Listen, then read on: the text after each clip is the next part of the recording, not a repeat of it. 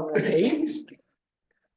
Yeah, trying to get the Sharpie pen spot like this.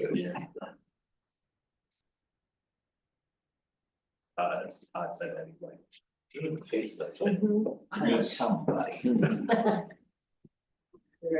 Ready?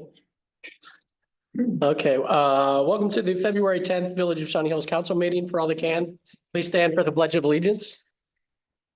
Pledge allegiance to the flag of the United States of America and to the republic for which it stands, one nation, under God, indivisible, with liberty and justice for all. Here. Here, the Rose. Here. Here. Here, Okay, approval of the minutes from the 27th. Anything on page one? Okay, I have one on page one. On page one, January 25th, it says. Should be the 27th. Did you guys miss that? It's pretty easy. First line, that was a test. All right, page two. Page three. yes, under communications that you had down May for mayor. Mayor Matthews. Thank you, Mayor.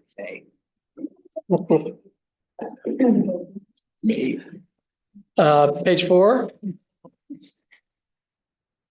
And page five. All right, motion to adopt the minutes from January 27th. Yes. Yes. Yes. All right, any questions on the agenda? Motion to approve the agenda is written. Oh, So, geez. Guys are excited. I know. Gates, Yes. Isaac, yes, the Rose. Yes. Matt, Yeah. Someone Yes. said it. Zimmerman. yes, All right, Brian. Thank you, Mary. Two things on my report tonight. One, as Council probably knows, I attended the January 28th Planning Commission meeting that was the Roman Allen Hughes rezoning. That went as everyone knows how that went. And I have now drafted, and I sent to Shirley today, the ordinance for council to rezone that property. Looking at the math on how the meetings and how that process has to work itself out, council has 90 days to hold its public hearing after it receives planning commission's written report and recommendation. I don't know if Kathy's forwarded that on, but I know that is forthcoming very soon if it's not already at Shirley, so it's here. So then you have to so you have council has 90 days to have its public hearing, so you have to try and figure out when can that really be. There's a couple other time deadlines that are in that mix.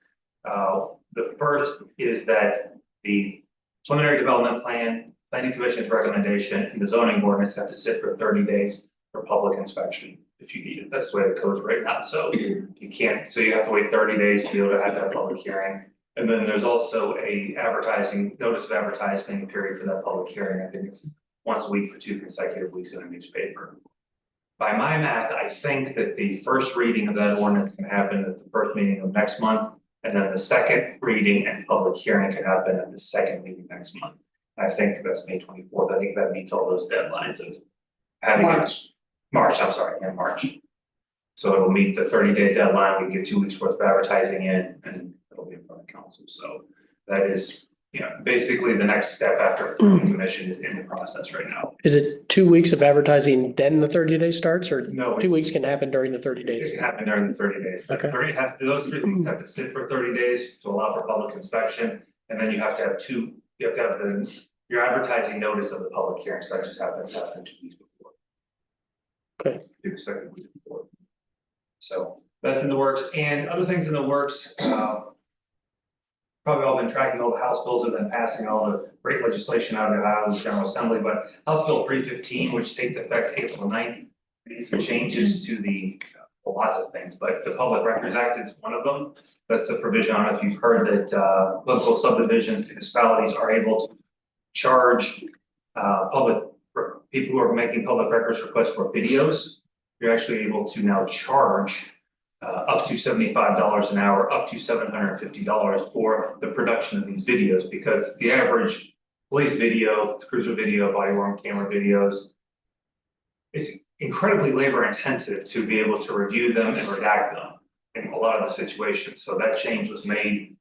There was talk along before that thing was signed, the Governor was gonna line item veto that part of it out, but the entire bill passed through.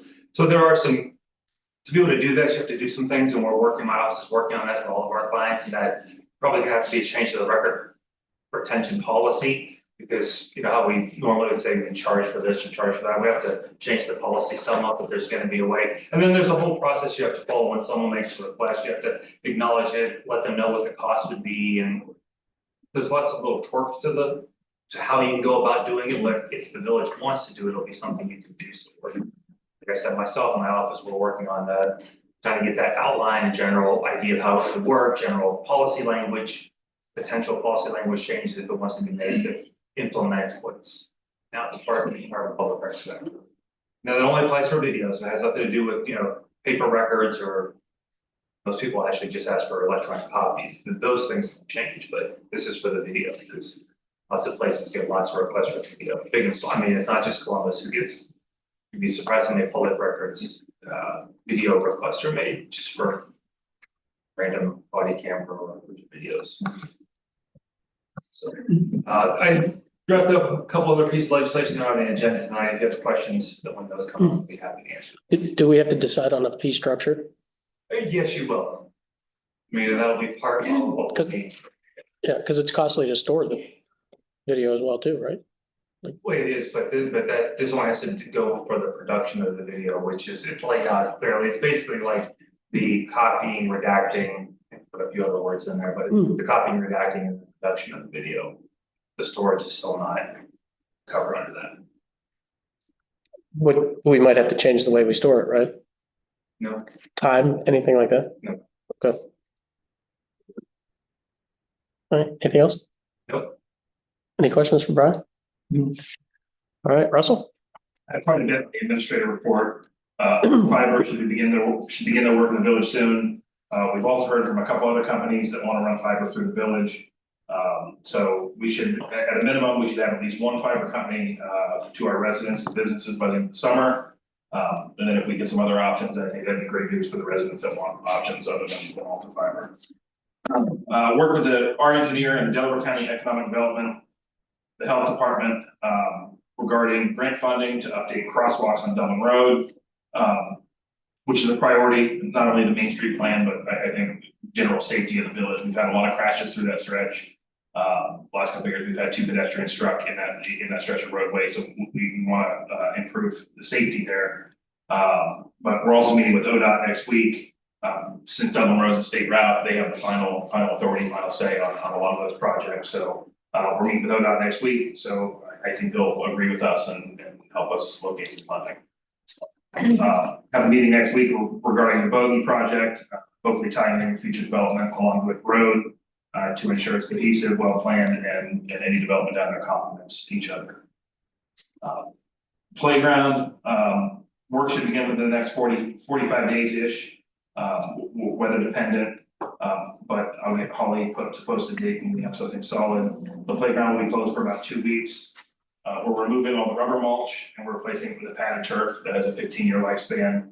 And the park will also become more accessible to individuals with disabilities. Keeping up with the rubber mulch is costly. Our insurance company requires a certain depth of the mulch. If you look at the base of all the structures, there's a line. We've always kind of been under that a little bit, and to bring it up to what we need to bring it up to, it's going to cost us half the price of what the turf is going to cost us overall. And then maintaining that level. Just we figured the turf was larger up front, but it would last longer for us and make it more usable for everybody. But as soon as I get a date on that, I'll nail it down. They're thinking beginning to middle of April, start that project. The Main Street plan, I know that's before you guys tonight. There were some questions about it online. We've discussed it for about over a year now. It's a comprehensive plan to effectively impact not only the aesthetics, but also includes walkability, stormwater, traffic calming into the plan. The plan has had several layers of review. Communities had the opportunity to look at it. Our engineering, legal, planning and zoning, Shawnee Hills Blooms and UST are some of the entities to look at that. And also the American Bloom, the national chapter was here and they looked over it. And that was part of our overall impression of the award that we got from American Bloom. So we have that. I don't think that's not too voted on tonight. The waste plan, no significant changes. It's much like everyone else, they have to update a strategic plan or update a comprehensive plan every couple of years. There is like a $1.25 rate change per ton of waste. Those rates haven't been changed since 2012. It's going from like $6 to $7.25 or so. It's no major changes to that. I kind of account that to more housekeeping things. Before you have an RFP for grant writing. We have several projects ahead of us, and I think funding is the key. Grant writing is a specialized field that requires a specific skill set. The ordinance today gives the village the ability to seek proposals for grant writing services. Instead of me sitting behind the desk and calling these local grant writing services and getting quotes or asking questions, this allows them to come to us to tell us what, here's our needs, here's our wants, here's what they would charge per hour project. And a lot of times, given certain grants, if you receive the grants, you build that cost into getting the grant. So once I get those proposals back, if you guys allow me to put the RFP out, bring it to finance review. By putting this out to bid or out to the RFP process, it doesn't lock us into hiring anybody. If we put it out and we don't like the numbers that come back and we want to continue status quo, but if something works for us, we can definitely take it to the next step. Last thing I have is we have fielded several large public records requests this year from a single resident. They are very time consuming and costly, as well as disruptive, as there's a required process to be followed, and most of them require legal review. While you're absolutely entitled to make such a request, you're also welcome to inspect or view certain records in person. Alternatively to this process, we're always happy to set aside time to meet with the resident and answer questions or concerns. That's a positive to being in a small community. And we've had an open door for several years. I think we're doing a lot to help transparency here. Happy to fill public records requests. Like I said, you're entitled to it.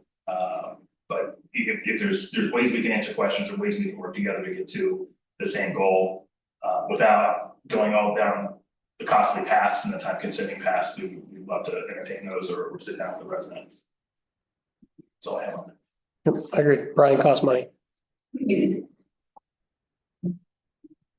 All right, police chief? That's it, Matt. Bring it up.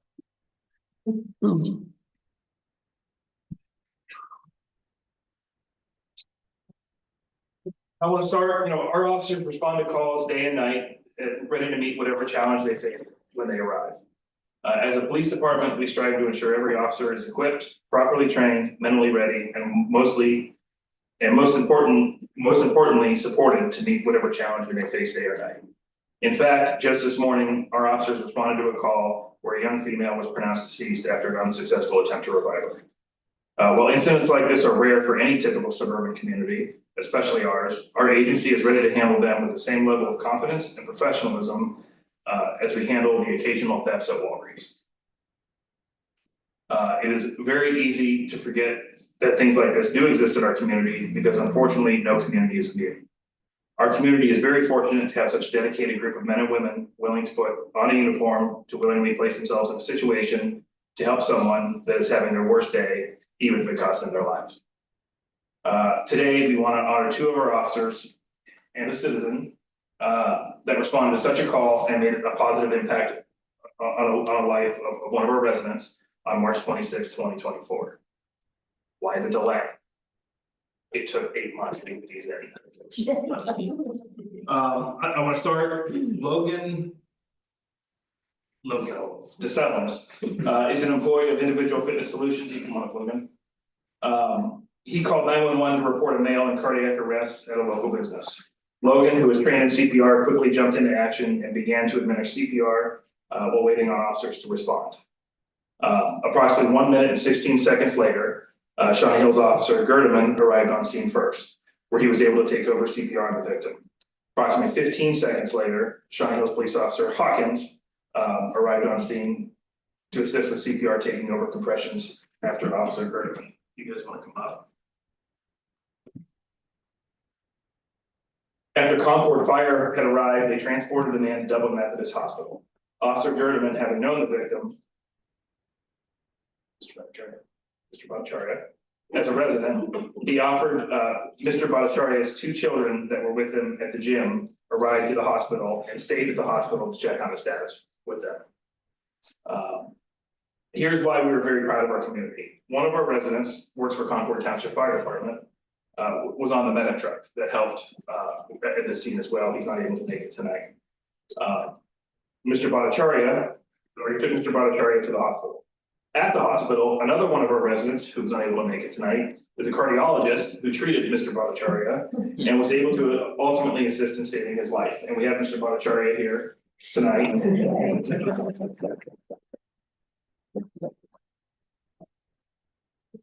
Our officers responded quickly through their training and equipment, were able to save his life. Thanks to the actions of our officers and the individual fitness solution staff, he most certainly would not be here today. I cannot say how proud I am of our officers and the community we serve, especially in situations where someone needs help. So I have Zach. Should I present the Police Life Saving Award?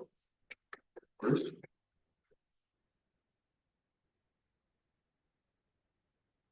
And we now have a Civilian Life Saving Award. And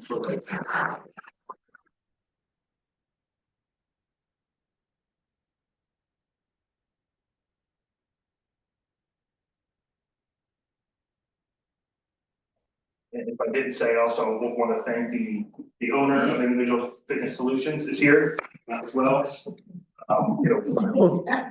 a good job making sure your employees are trained and certified and can jump into action like that. And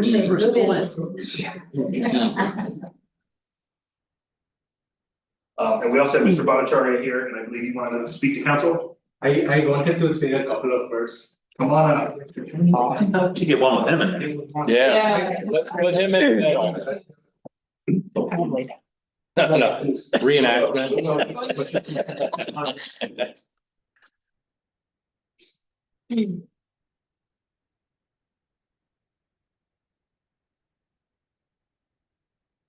Just wanted to say a couple of words.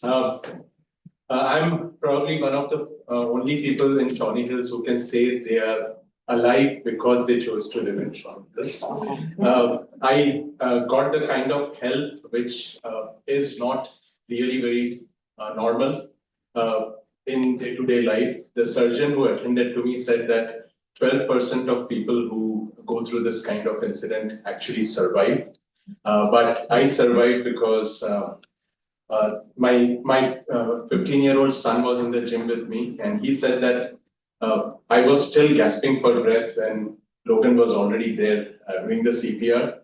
In less than 3 minutes, I think, officers came in and took over the CPR, and they continued till the paramedics came in. The paramedics gave the defib and took me away. My two children were standing outside the gym, totally confused. My daughter had run down from my home, and they were just confused. And instead of leaving them there, the officers talked to them, and Officer Gerdeman actually took them to Dublin Methodist Hospital, made sure that they checked in at the emergency where I had been admitted, spoke to the medical staff. And by that time, some friends had come in, so he thought it was okay to leave. But just one point which was not mentioned here today, and all my friends were so impressed. He came back about a couple of hours later to check on the kids, to ask if they needed anything and if they needed a ride back. So I will always be grateful. So Logan, Officer, thank you so much. I will always be grateful to you for saving my life and for helping my family. Thank you.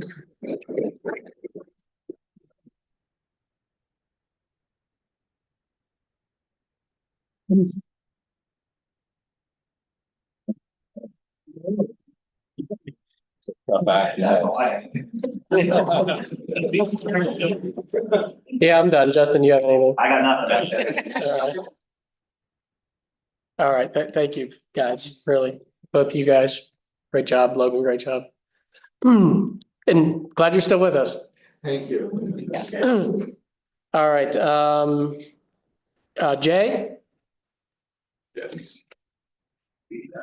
Yeah. I know. Where are your medals, Jay? That's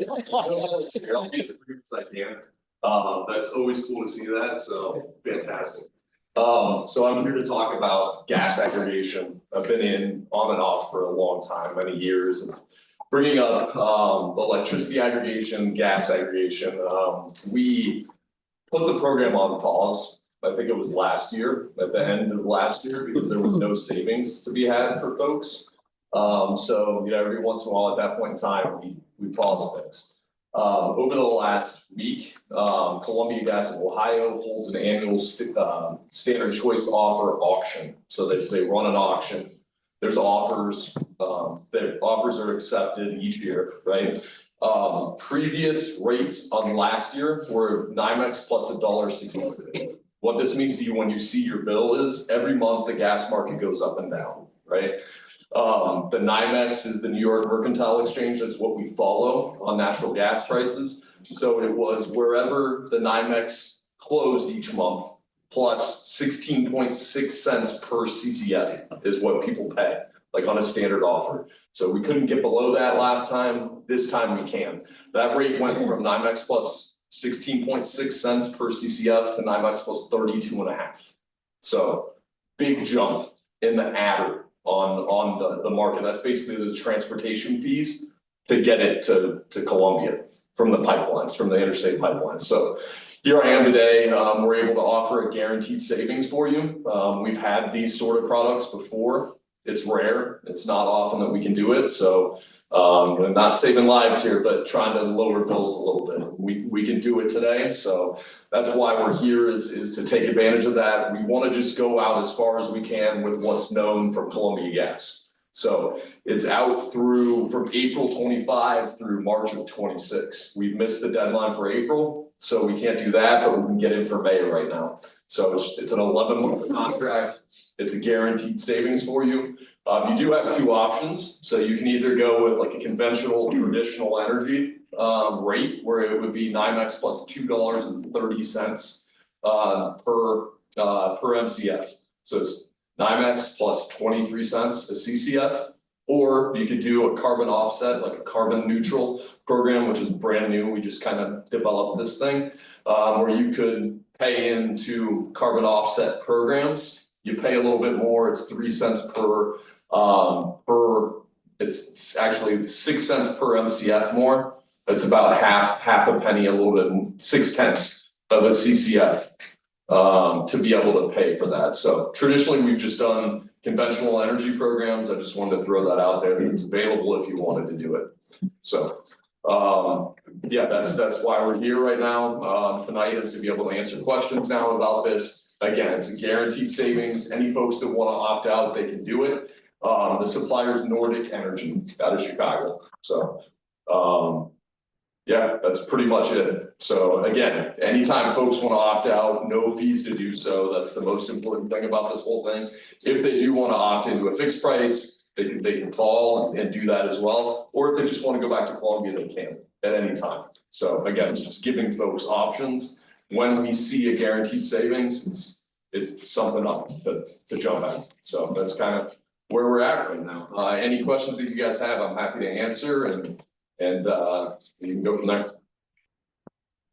Any questions? I just have one question, which is what do you see the trend going as? I mean, I was watching the ticker this morning on Business Channel, and it fluctuates rapidly. It does. Minutes, It and moves. so I was just, Yeah. I'm wondering, moving ahead, like just the next, not necessarily what we're talking about, but just in general, do you see us? I mean, hopefully prices come down. I mean, I would think the current administration at a federal level probably going to be more open to loosening regulations and opening drilling more to be able to hopefully create more supply in a standard, supply and demand sort of scenario. So I would think hopefully prices come down over the next year that we're watching this stuff, and we can look at potentially doing a fixed price again. But I think this offer that we have today of a guaranteed savings through what is known is the best thing out there, and it might be the best offer of a guarantee that I've ever come with here. So it's pretty significant. It's 9.5 cents a CCF if you're doing a standard program. So that's gonna save folks probably about $100 a year per house. So it's good. That's good. Thank you. All right. Thank you. Any question? I think, not a question for you, it's a question for, or some statement for us. I think we need to do a better job though, as a community, when we do things like this, that we put that information out, that people can opt out, people, because a lot of people don't watch this and they don't know, like with the electric thing that went through. Wow, nobody's a fortune teller, but we ended up, it cost extra instead of, it didn't go the right way for our residents, and then everybody signed up on it. And then you see people saying, oh, what happened? Well, maybe we put something out a little more. Was it that, or was it the idea that with the cold weather snap that we had, that the bills in general were going up? No, I think it was a little both. Yeah. Yeah, I would look at apples to apples, and definitely, we were, at the time when we signed it, it was good. But with the Markets administration fluctuate. changes, market fluctuations, it Right. ended up dropping fairly enough. Yeah. But the problem was that we don't follow, like, we're not following up with that. I don't know if that could be something, depending on how that works out, but I just feel like we're not doing a good job of making sure that people are aware of dates and when things are happening. And if we're making the legislation, we should follow up behind it and make sure that we're putting that out there too, to people, hey, watch for this. Everyone gets a letter. Yes, With the rates in it and. The opt-out letters. Opt-out option and. right. Yeah, it's really the. Place like they. When does that letter come out? 'Cause I think I did remember seeing a letter, but Yeah, it's about 6 weeks prior to the start of the contracts. And electricity prices are set to go back up again in June. So I think the current electricity program is gonna save people money moving forward, from what I can tell. But this gas thing is a guaranteed savings, so it's pretty much set.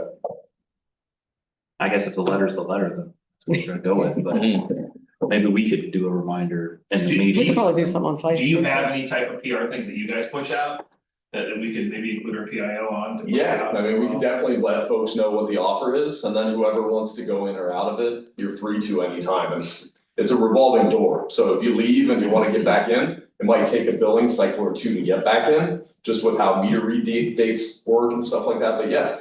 We can try and put out some info and help you guys put something out to inform folks. As a municipality, it's hard to enter into a program like this and then say, hey, it's not great, right? So there's, I think, something to weigh with that, but yeah, if you can let people know and they can move in or out as they are available to, that makes sense too, so.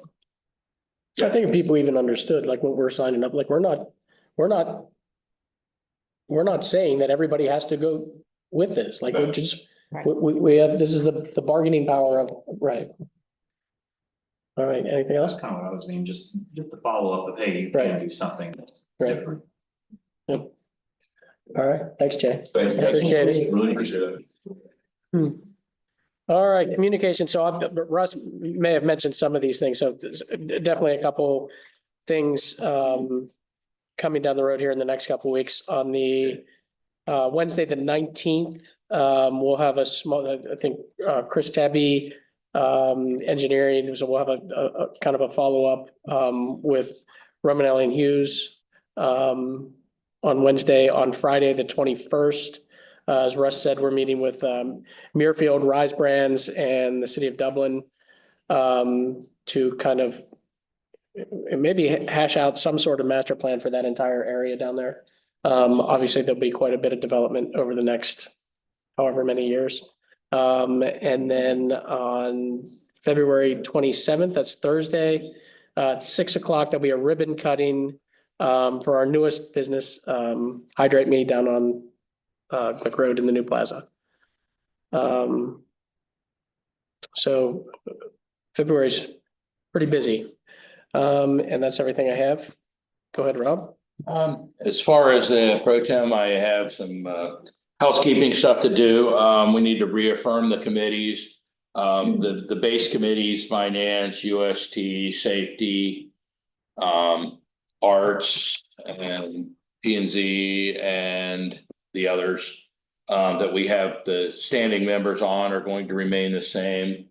And we also have a new, tree commission. And I want to appoint some members for that and have council then approve it. For the tree commission, I would like to have Morrig Miller, Jenny King, Jenny Boas, Shirley, Kathy, Tony Ellington, Connor Clark, and Richard I. Any questions on that? Do we have to vote on that, or how do we? Motion. We need a motion to It's council confirmation, I just, do a vote. A motion? From a motion to. Motion to approve that slate. Second, Gates. Yes. Isaac. Yes. Yes. Manning. Yes. Hitcher. Yes, Zimmerman. yes. and that's all I have. Good. I am working with the American Legion on some stuff and seeing what they're going to do in the spring. So we're not sure where they're moving on for different things, and they are participating in the St. Patrick's Day Parade on March 15th.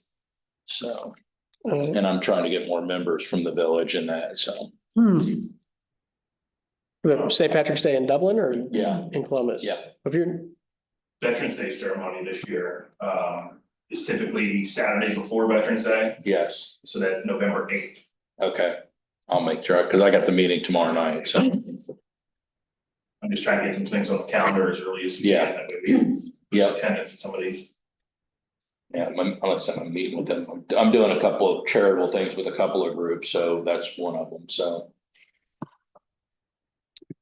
all right, so no committees have met, obviously, we just, no. Planning zoning. Planning is Oh, okay. We did meet, as Brian said, last Tuesday, and planning and zoning did approve, well, make a recommendation to approve the preliminary plan for the Roman Allen Hughes project, which would be called Shawnee Ridge, to council. So that letter is here in the office, along with Brian's draft ordinance. So all the clocks can start running on the required notices. And we expect that there would probably be a first hearing on March 10th, I believe. If everything keeps moving the way it should. So I think that's it for me. Very good. Any questions for her? A lot of you guys were here for the hearing, so. Okay, legislative actions. We have a first reading ordinance 03-2025, an ordinance creating, establishing and adopting the Village of Shawnee Hills Main Street Plan. So everybody has a copy of it. Spent a lot of time and effort put into this, and Russ, I appreciate everything that you and I know that there's been work with Chris Tebby in his office. So it's definitely something that is needed and I think will help us in the future, regardless of who's sitting up here. So that's a first reading. First reading, ordinance 04-2025, an ordinance to hire Kayla Uzanoff as a full-time police clerk for the Village of Shawnee Hills and declare an emergency. So any questions on this? All right. Do I have a motion to suspend with the second and third reading and declare ordinance 04-2025 an emergency? So moved. Second, Gates. Yes. Isaac. Yes. Yes. Manning. Yes. Hitcher. Yes, Zimmerman. yes. All right, motion to adopt ordinance 04-2025. that's it. Second, Gates. Yes. Isaac. Yes. Yes. Manning. Yes. Hitcher. yes, Zimmerman. Yes, All right, we have a first reading ordinance 05-2025, an ordinance authorizing and directing the village administrator or his designee to solicit requests for proposal to perform grant writing services for the Village of Shawnee Hills.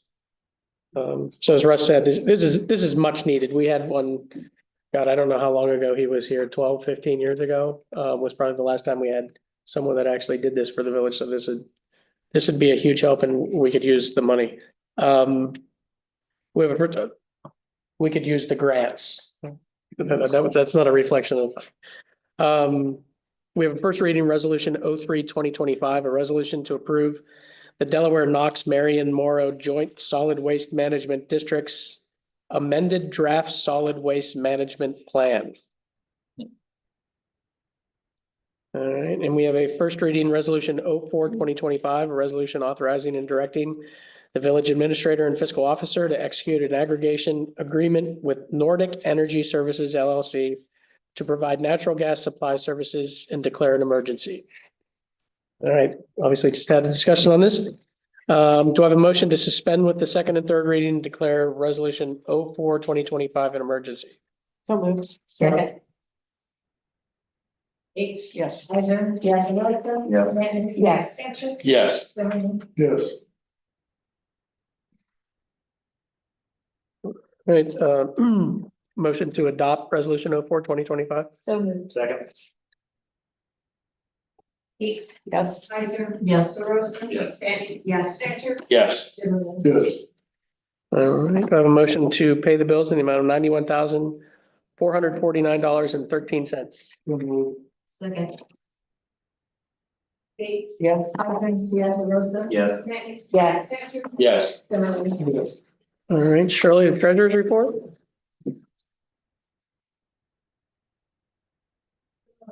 $417,132.15, street fund $14,288.75, state highway $47,937.91, continuing professional training $13,295.80, Evans Farm Jed $13,037.81, drug law enforcement $534.41, indigent drivers $385.84, law enforcement trust, $3,852.20, American Rescue Plan, $16,968.14, enforcement education, $1,795.98, fire fund, $111,713.59, weed fund, $648.38, TIF, $83,998.76, TIF 2, $44,649.74, Police District Fund, $151,237.92, Veterans Memorial, $298.97, sewer operating, $48,939.64, sewer replacement, $7,506.08, storm sewer, $27,652.40, enterprise improvement, $23,419, and debt service, $109,522.87. For a total of $1,192,816.34. All right. Motion to adopt the treasurer's report is written. So, second. Yes. Either, yes, Rosa. Yes. Manning. Yes. Patrick. Yes. Zimmerman. Yes. All right, one item for the UST committee, Chris Tebby in his office, so Jamie, I don't know if you guys, Jamie's on Chris's staff, an engineer, so they've actually been following up and redoing calculations with sewer, so obviously I think it was last meeting, instead of the typical 5% increase that Columbus is, that they went 6%, so they reanalyzed all of our finances on the sewer as it projects into the future. So I did ask him, I think Jamie will be there, and maybe Chris will be there at the next UST meeting to kind of update you all on what that projection looks like. So it's I would say the needle hasn't moved, obviously, because nothing has necessarily changed with our density or anything like that. So that is something that we still need to keep an eye on for the future. But it's maybe accelerated a little bit because Columbus has changed their fee structure too. So it's not something that we can operate at a deficit. Obviously, that is passed along to everybody that lives here. So it becomes a little pricey just for your sewer. Any other miscellaneous business? Just Not necessarily miscellaneous business, but I would say about the grant writing, from my understanding, that's a very specialized field. Like, that's not something, like, if we have Russ writing grants, I'm not saying that you can't write a grant, but isn't that something like they look for specific things, and like the availability of having that by somebody who does it for a living is way more beneficial to us than trying to keep that in-house. Yeah, well, not only that, I think they know which grants to look Well, for that's what I too. mean. More of a discussion than a statement, but Yeah. you throw it out there. Justin, we do pursue grants, smaller grants, easier ones to obtain. But a lot of like the body camera grant, I talked to the Department of the Ohio Criminal Justice Services. And she kind of chuckled, she's like, I can always tell the grants that are submitted by a police chief and the grants are submitted by a professional, you know, and there's always a divide because it's a specialized service, so. Right. And the grants that we would be pursuing would be the larger grants that, you know, we'll continue to still do the little things that we can and what Chris can do with the LPWC and those things. Or more of the bigger ambition projects to be able to fund the grant money.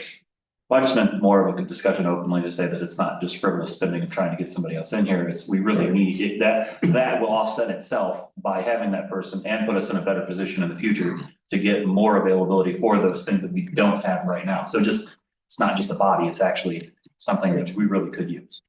I agree. I would use like stormwater as an example, like that's something obviously is critical around here. Everyone knows that we have a drainage problem, right? If a grant writer to uncover some sort of grant that actually does something that we can speed up that process where maybe we fix that would be great. That's everything. Do I have a motion to adjourn? So moved.